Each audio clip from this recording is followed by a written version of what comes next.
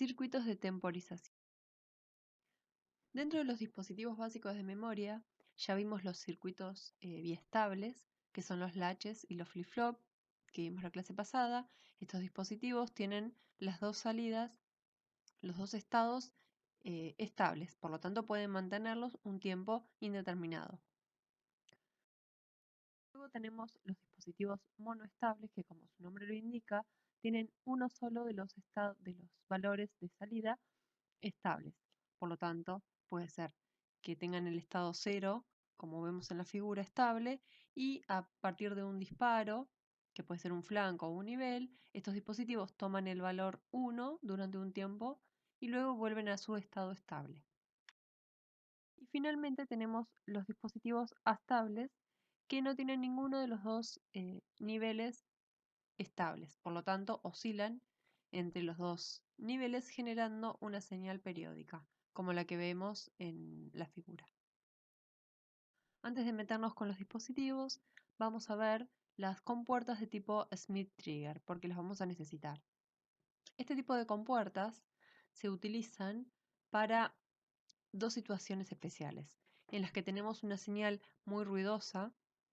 Entonces, si queremos alimentar algún dispositivo con estas señales, nos va a generar ruidos o errores.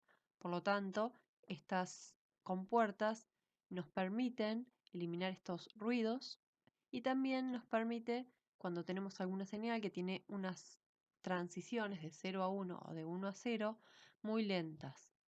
Entonces, con estas compuertas lo que se consigue es que los flancos sean más abruptos. En la figura podemos ver una señal de entrada en la parte superior que va de 0 a 1 y luego baja nuevamente a 0. Atraviesa una compuerta, en este caso Smith-Trigger, una compuerta inversora. Por lo tanto, lo que vemos abajo es la salida de la compuerta Smith-Trigger inversora. Entonces, cuando la señal de entrada tiene el valor de 0, a la salida vemos que entrega la compuerta a la señal de 1. La señal de entrada comienza a subir el valor de tensión y la señal de salida, recién cuando la señal de entrada llega al nivel de comparación VTH, que es el que está indicado en la figura, recién ahí la interpreta como un 1, entonces la salida de la inversora la va a enviar a 0. Luego, la señal de entrada se mantiene en 1 durante un tiempo en el que la compuerta inversora mantiene un 0 y comienza a bajar. Fíjense que la señal de entrada va bajando y ahora para que la compuerta la interprete como un 0, tiene que llegar a un nivel VTL, que es el que estamos indicado en la figura en rojo. Entonces fíjense que tiene dos niveles de comparación. VTH, a partir de VTH la considera a la señal de entrada como un 1 y cuando la señal de entrada es menor que VTL, la considera como un 0. Entonces fíjense que de la entrada de salida que tenía un crecimiento lento, conseguimos una señal de salida que tiene flancos mucho más abruptos. Ahora, acá vamos a ver nuevamente un ejemplo. Recuerdan ustedes, vamos a comparar con el caso de una compuerta inversora tradicional, las que venimos utilizando o viendo. Entonces, fíjense, nosotros tenemos una señal de entrada ruidosa en este caso.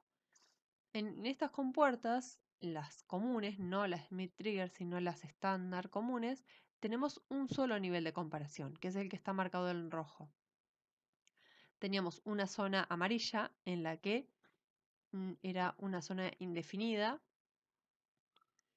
La zona verde es considerada un 0 y la zona roja es considerada un nivel alto o 1. Entonces, la entrada, cuando hasta el tiempo t1, está por debajo del único nivel de comparación que corta a la mitad la zona inválida, ¿no? La zona amarilla. Entonces, fíjense, durante todo ese tiempo podemos ver abajo que la señal de salida toma un valor 1, porque es una compuerta inversora. Entonces fíjense que la señal de salida está dentro de la zona roja, mientras que la señal de entrada está dentro de la zona verde. En el tiempo T1, la señal de entrada, fíjense que es la señal ruidosa, llega al nivel de comparación. Entonces la compuerta la interpreta como un 0, como un 1 y manda su salida a 0. Pero como la señal es ruidosa, vuelve a bajar la señal de entrada. Entonces, en un instante, por ejemplo, T sub 2, vuelve a ser menor que el nivel de comparación. Entonces, la compuerta la vuelve a interpretar como un 0 y envía un 1 a la salida. Este ruido que tiene la señal cuando atraviesa el nivel de comparación genera que a la salida se generen este ruido espurio o esta pequeña oscilación. Hasta que finalmente la señal de entrada ya supera el nivel de comparación. Entonces, a partir de ahí, la compuerta ya la interpreta como un 1 y manda su salida a 0. Cuando la señal de entrada está bajando su nivel, cuando llega nuevamente al nivel de comparación, como es ruidosa, de vuelta vuelve a generar este ripple o este ruido a la salida de la compuerta. Esto es lo que queremos evitar mediante una compuerta Smith-Trigger. Entonces, fíjense ahora en el caso de la compuerta Smith-Trigger, que es el que vamos a ver ahora. Tenemos nuevamente la misma señal de entrada ruidosa, tenemos la zona amarilla que es la inválida, la zona verde que es un nivel bajo y la zona roja que es un nivel alto. Y fíjense que en rojo están los dos niveles de comparación. La señal de entrada hasta el tiempo T1, fíjense que la compuerta la interpreta como un 0, por lo tanto, como es inversora, entrega un 1 a la salida. Recién en el instante T sub 1, la señal de entrada llega hasta el nivel BT+, o sea, el nivel de comparación positivo. Entonces, la compuerta manda su salida a 0, porque ya a partir de ese momento interpreta que está recibiendo un 1. Aunque la señal de entrada tenga esta oscilación o este ruido y baje nuevamente del nivel de comparación BT+, no la vuelve a interpretar como un 0, porque para que la interprete como un 0 tendría que ser menor o igual que BT-. Por lo tanto, esa oscilación no cambia el nivel la señal que está recibiendo la compuerta. De forma equivalente, cuando la señal de entrada comienza a bajar, cuando llega al nivel BT-, recién ahí la compuerta la interpreta como un 0 nuevamente. Entonces, a partir de ahí, vuelve a mandar un 1 a la salida. Entonces, fíjense que el ruido que tiene la señal en las transiciones no se ve reflejado a la salida. Bueno, acá tenemos una vista de un osciloscopio en donde podemos ver en amarillo una señal de entrada, en celeste vemos cómo es la respuesta de una compuerta inversora estándar o convencional. Entonces fíjense que la señal de entrada tiene una transición muy lenta, un crecimiento muy lento. Y el inversor convencional obviamente invierte la señal y tiene un tiempo de bajada también bastante pronunciado. Y finalmente en violeta vemos cómo es la respuesta de una compuerta inversora Smith-Trigger. Fíjense, el flanco es muchísimo más abrupto. Bueno, y acá tenemos otro ejemplo en el que la señal de entrada es ruidosa. En amarillo se ve la señal de entrada que tiene ruido. Vemos que en celeste el inversor convencional, en el momento de la transición, como vimos antes, presenta este ripple. Y en violeta vemos la compuerta inversora Smith-Trigger, que tiene un flanco bien abrupto y sin ningún ruido. Bueno, entonces ahora que ya entendimos cómo funcionan las compuertas que son de tipo Smith-Trigger, vamos a ver los dispositivos monoestables, que como ya dijimos, son dispositivos que tienen un solo estado estable. Entonces cuando toman Cuando son disparados, se mantienen durante un tiempo en el estado en el que son inestables y luego vuelven a su estado estable. Bueno, tienen un único estado estable, pasan al transitorio cuando se detecta un flanco a la entrada y permanecen un tiempo en ese estado. Entonces acá podemos ver la forma de onda superior, tenemos la entrada de disparo con los flancos ascendentes de esta entrada de disparo. Fíjense que el dispositivo a la salida se pone en 1, toma el valor de 1 y se mantiene durante un tiempo t para bajar nuevamente a 0.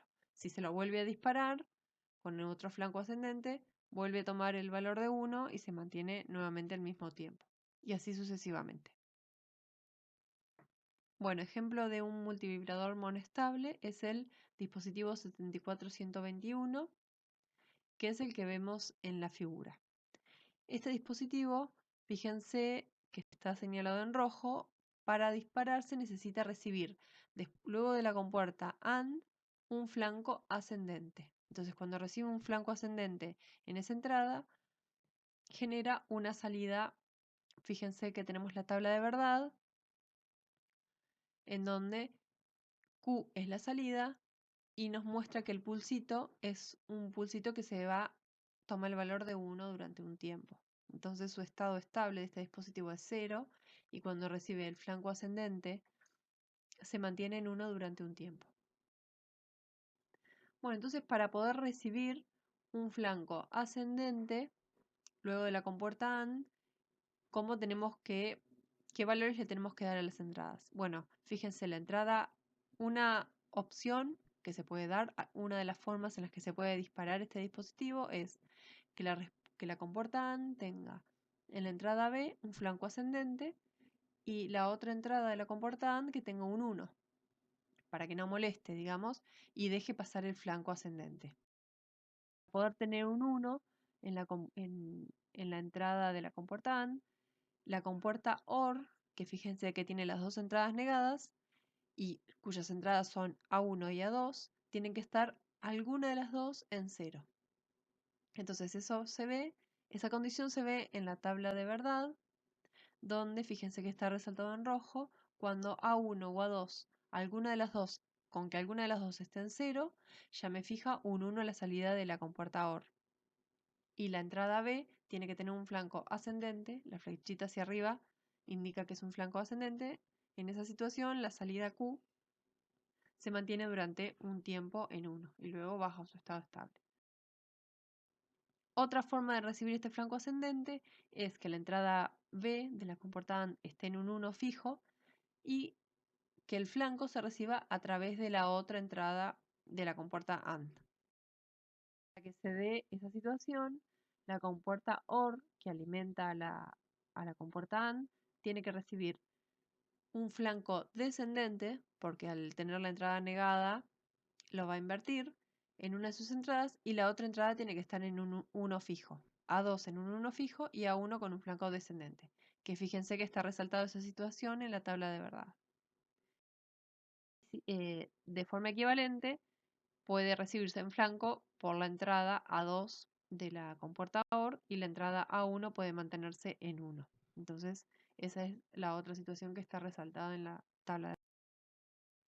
O también, finalmente, puede ser que las dos entradas A1 y A2 reciban flancos descendentes y de esa forma se llegue al flanco ascendente en el dispositivo para que se dispare.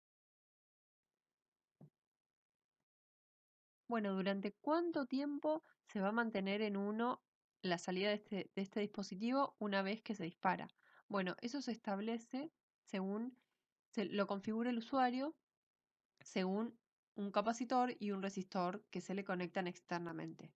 También el dispositivo tiene una resistencia interna de 2 kΩ que se puede utilizar y el ancho del pulso se puede configurar entre 30 nanosegundos y 28 segundos.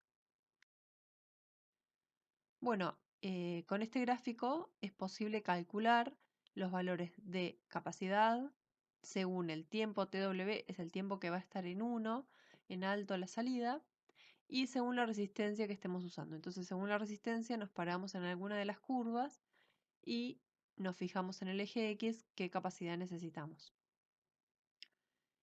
Esto es para valores de capacidades menores a 1000 picofaradios. Para valores mayores se usa la ecuación que vemos ahí, TW es igual a K por R por la capacidad externa. Y generalmente estos dispositivos, el valor de la constante K es 0,693. Bueno, existen también otros tipos de monoestables que son conocidos como redisparables. ¿Qué significa esto? El dispositivo monoestable no redisparable significa que nosotros lo disparamos una vez, por ejemplo, con el flanco ascendente de la señal de disparo, transcurre el tiempo en el que ese TW, en el que se mantiene en alto según cómo esté configurado, y cuando termine ese tiempo, vuelve a cero. Si hubo algún otro disparo dentro del tiempo TW, el dispositivo no se entera.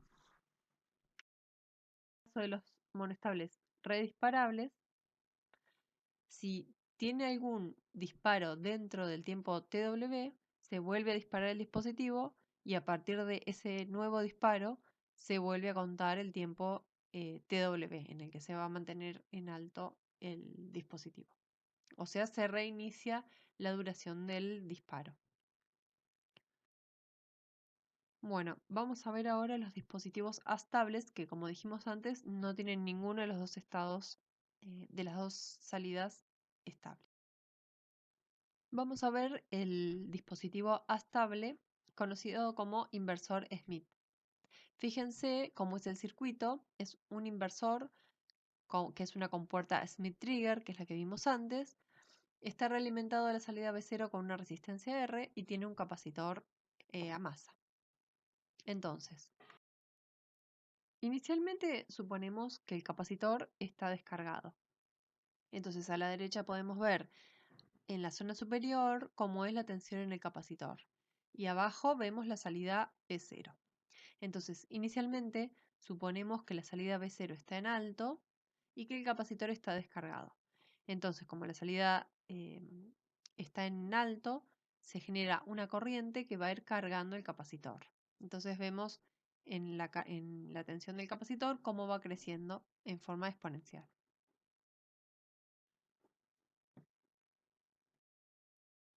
Cuando la tensión en el capacitor llega al valor de comparación VTH, que a partir de este nivel la compuerta inversora considera que tiene un 1 a la entrada. Entonces, cuando la tensión en el capacitor llega hasta este nivel, la compuerta recibe un 1 a la entrada, entonces cambia su salida a un 0, a una tensión baja. Por lo tanto, el capacitor se empieza a descargar a través de la resistencia. Entonces podemos ver cómo va decayendo la tensión en el capacitor y la salida se mantiene en un 0 durante un tiempo TL. ¿Hasta cuándo se descarga el capacitor? Hasta que llegue al nivel de comparación VTL. A partir de ese nivel, desde ese nivel y más abajo, el dispositivo considera que tiene un 0 a la entrada. Entonces detecta que tiene un 0 a la entrada, por lo tanto envía un 1 a la salida. Entonces la salida B0 vuelve a ponerse en alto y se empieza a cargar nuevamente el capacitor a partir de este valor. Nuevamente se carga hasta el valor de comparación VTH y a partir de ese nivel nuevamente pone su salida en 0 y se empieza a descargar el capacitor. Por lo tanto, sigue oscilando. Fíjense que este circuito va a ir oscilando su salida entre 0 y 1 con un periodo T, que es la suma del tiempo en bajo y el tiempo en alto. Fíjense que los valores en que este dispositivo se va a mantener en alto o en bajo los podemos ver en la parte izquierda de la diapositiva y vemos que depende del valor de la resistencia, del capacitor y de los niveles de comparación de la compuerta Smith-Trigger inversora. Bueno, ahora vamos a ver un dispositivo que puede, según cómo se lo configure, puede trabajar como monoestable o como astable. Este dispositivo es el temporizador 555. Es muy utilizado para hacer circuitos sencillos, así que en internet hay mucha información sobre este dispositivo. Como les dije antes, es configurable. Se lo puede utilizar como monoestable, utilizando una resistencia y un capacitor, o como astable, utilizando dos resistencias y un capacitor. Este dispositivo puede oscilar o generar un tiempo en alto desde microsegundos hasta horas. Primero vamos a ver su comportamiento como monoestable. Fíjense, en celeste tenemos el dispositivo, los números son las patas del dispositivo y fíjense cómo está conectado con una resistencia, dijimos, y un capacitor, se consigue que trabaje como monoestable. Entonces, primero, de la parte interna de este dispositivo, podemos ver que tiene un latch SR y que tiene dos comparadores en sus entradas. ¿Cómo trabajan estos comparadores? Lo saben, pero vamos a refrescarlo. Tiene la entrada más y la entrada menos. Cuando la entrada menos, por ejemplo, es mayor que la entrada más, entonces a la salida presenta un nivel de tensión bajo o masa. Cuando la entrada más es mayor que el nivel de tensión que tiene la entrada menos, la salida presenta un valor de tensión alto o VCC a la salida. Entonces, fíjense, las dos entradas de nuestro latch SR están alimentadas con dos comparadores. A su vez, estos dos comparadores tienen una tensión fija. El que alimenta la entrada S tiene la entrada más o la entrada positiva fija en el nivel de tensión VCC sobre 3 y el comparador que alimenta la entrada R tiene el nivel, la entrada menos del comparador conectada a 2 VCC sobre 3. Eso a través de tres resistencias iguales que están conectando a VCC. Bueno, suponemos que inicialmente el dispositivo o el latch SR tiene su salida Q en 0. Fíjense que la salida que vemos directamente, la que está alimentando a un transistor, es la salida Q negada. Entonces la salida Q negada está en 1 inicialmente. Vamos a considerar eso. Al mandarle un valor de tensión positivo a la base del transistor, lo satura y este transistor trabaja como un cortocircuito. Entonces, al estar el transistor cortocircuitado, fíjense en celeste el circuito que nos conecta el capacitor a masa. Por lo tanto, como el capacitor está conectado a masa y la tensión del capacitor es la que está alimentando la entrada positiva del comparador que alimenta la entrada R del latch, la entrada positiva está en masa. Por lo tanto, al comparador le está ganando la entrada menos, que estaba al valor de tensión fijo, como vimos antes, 2 veces C sobre 3. Por lo tanto, este comparador está mandando una entrada R. Por otro lado, el otro comparador tiene, dijimos, su entrada más conectada a el valor de tensión fijo veces C sobre 3 y la entrada menos está conectado a una entrada. Suponemos que esta entrada inicialmente está a un valor de tensión alto, a un 1, que es un valor de tensión mayor a veces C sobre 3. Por lo tanto, nuevamente, a la entrada S está recibiendo un 0, porque la pata menos le está ganando a la pata más de ese comparador también. Entonces, bueno, la situación inicial de este dispositivo antes de ser disparado es, como vimos antes, las entradas S y R las dos en 0. El transistor cortocircuitado y la salida, que es la pata 3, está en 0. Se mantiene en este estado, que es su estado estable, el tiempo que uno quiera, hasta que reciba un disparo. La salida, set, se pone en 1 y la salida negada, Q negado, se pone en 0. Luego la entrada vuelve a tomar el valor 1, por lo tanto vuelve a ganar la pata menos, y la entrada, el comparador le envía el valor 0 a la entrada S nuevamente. Pero aunque la entrada ya tomó nuevamente el valor 1, ya se disparó. ¿Qué significa? Como la salida Q negado estaba en 0, el transistor ahora no está más saturado, sino que está trabajando como una llave abierta. Por lo tanto, el capacitor se empieza a cargar a través de la resistencia RA porque ya no está cortocircuitado a masa. Entonces, vemos la última de los diagramas temporales, es la tensión del capacitor que empieza a crecer porque se empieza a cargar. ¿Cuándo se carga? Bueno, vimos que la tensión del capacitor es la que alimenta la entrada más del comparador que alimenta la entrada R del latch.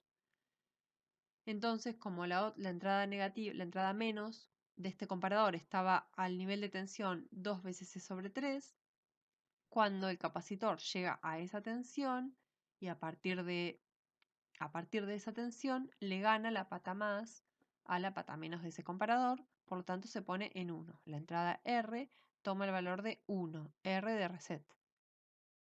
Entonces, ¿qué pasa cuando la entrada R se pone en 1?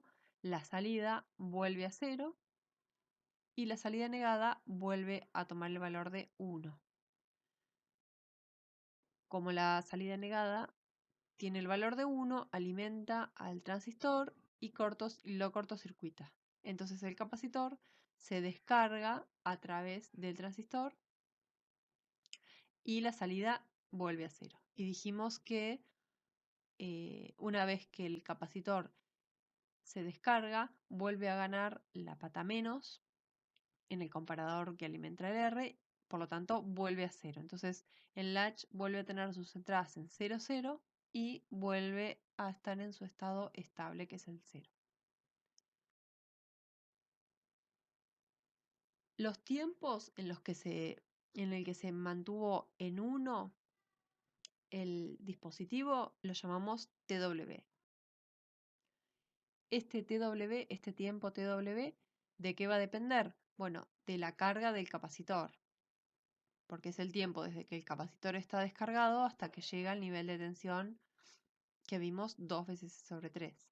Entonces, eso va a depender de la resistencia RA y del capacitor y de una constante que es 1,1, que es esa ecuación que podemos ver ahí. Entonces, básicamente en este dispositivo, la entrada tiene que estar en 1, un bajo en la entrada hace que se dispare. ¿Por qué? Porque el capacitor se empieza a cargar hasta el nivel de tensión 2/3 de VCC.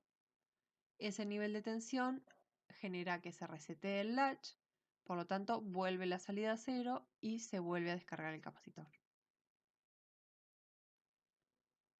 Bueno, acá tenemos nuevamente un resumen de lo que ya vimos.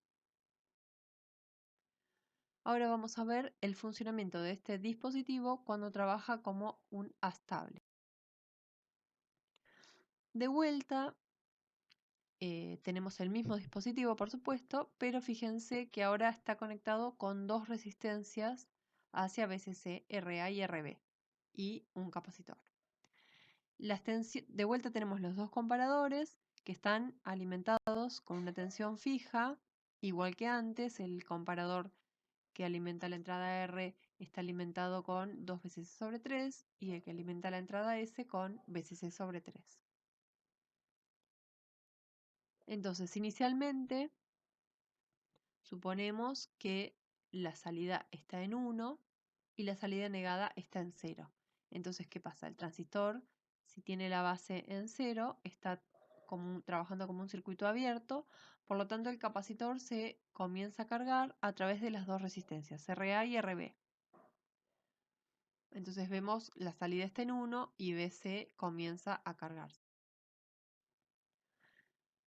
Cuando BC comienza a cargarse, fíjense a partir de que el capacitor toma el valor VCC sobre 3, la entrada S toma el valor de 0.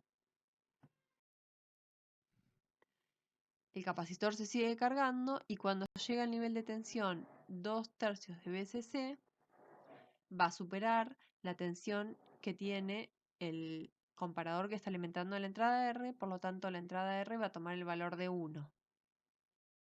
Eso va a hacer que la salida se resetee, o sea que la salida se ponga a 0 y la salida negada se ponga a 1. Ese 1 en la salida negada hace que el transistor se vuelva a un cortocircuito. A través de ese cortocircuito, el capacitor se descarga ahora a través de la resistencia RB únicamente. Desde esa resistencia hasta el transistor, que es un cable a masa. Entonces, fíjense cómo es la descarga. Una vez apenas baja el nivel de tensión del capacitor desde 2/3 de VCC, la entrada R vuelve a tomar el valor de 0. Entonces el capacitor se sigue descargando hasta que la tensión del capacitor es menor que VCC sobre 3. En ese momento, la entrada más le gana a la entrada menos del comparador que alimenta la entrada S del latch.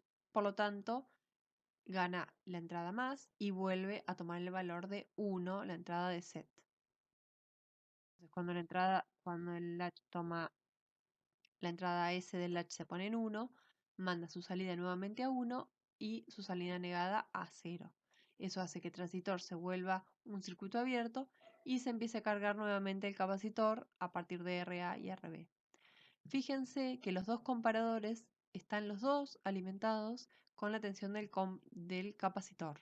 Uno alimenta la entrada positiva, en el caso del comparador que alimenta R, y el otro está conectado con la entrada negativa, el que alimenta la entrada S. Entonces, ¿durante cuánto tiempo se mantuvieron en alto y en bajo las salidas? Va a depender. El tiempo en alto va a depender de RA, RB y del capacitor, porque es el tiempo que tarda en cargarse el capacitor hasta la tensión 2/3 VCC. Y el capacitor se carga desde VCC una corriente que atraviesa RA y RB y carga el capacitor. Y el tiempo en bajo va a depender solamente de RB, porque el capacitor se descarga a través de RB y a través del transistor. Entonces, bueno, ahí tenemos las ecuaciones de cómo son estos dos tiempos. Entonces, fijando los valores de las resistencias y del capacitor, podemos ajustar los tiempos, el periodo que va a tener nuestra oscilación y los tiempos en alto y en bajo. Bueno, acá tenemos un resumen de lo que recién vimos de cómo es el funcionamiento de este dispositivo como astable. Acá tienen las referencias para ampliar un poco más sobre estos temas y cualquier cosa se pueden comunicar con nosotros a través de mail, por el grupo de WhatsApp y a través del blog, hacer las preguntas en el campus.